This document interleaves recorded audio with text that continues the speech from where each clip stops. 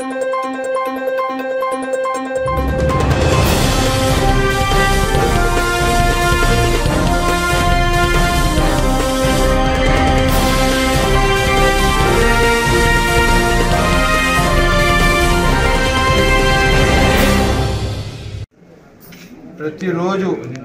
దాదాపు 1000 నుంచి 1100 మంది ఓపీడీలో పేషెంట్లు వచ్చి ఇక్కడ ఓపీడీలో వాళ్ళ వైద్యరీత్యా పూర్తిగా డాక్టర్లు సహకరిస్తున్నారు. కొత్తగా దాదాపు 63 మంది నర్సెస్ వచ్చారు. పూర్తి స్థాయిగా 100 మంది నర్సెస్ ఉన్నారు. ఇప్పుడు డాక్టర్స్ కూడా దాదాపు 80 నుంచి 90 మంది డాక్టర్స్ ఉన్నారు ఇక్కడ.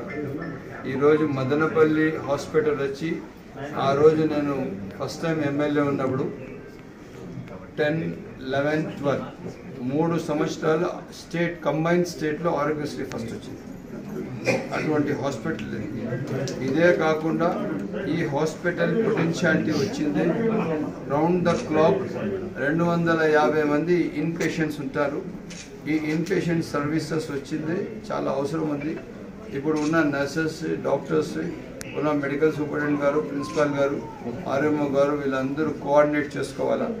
కోఆర్డినేట్ చేసుకొని the best service in the health and medical ఇవ్వాలా. అది నా ఒక ఆలోచన, నా రిక్వెస్ట్ కూడా.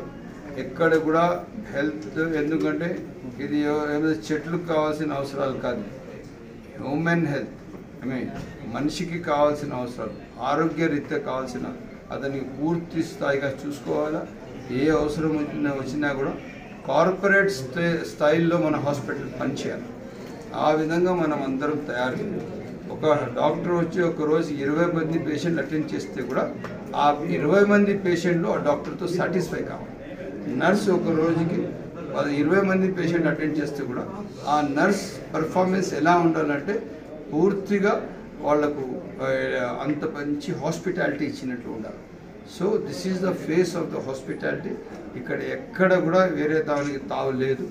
Service is the motto. చాలా బాధ్యతగా పనిచేయాలా. అందుకోసం నేను డాక్టర్స్కి రిక్వెస్ట్ చేస్తున్నాను, నేను నర్సెస్కి రిక్వెస్ట్ చేస్తున్నాను, దయచేసి మీరు ఇంకా బాధ్యతగా పనిచేయాలా. నాకు కంప్లైంట్ అనేది రాకూడదని సవినయంగా కోరుకుంటూ మనము మంచి సర్వీసెస్ అందించి కంట్రీలోనే బెస్ట్ హాస్పిటల్గా మనం దీనికి ట్రీట్ చేయాలా, దీనికి తీర్చిదిద్దాలని చెప్పి సవినయంగా కోరుకుంటూ సెలవు.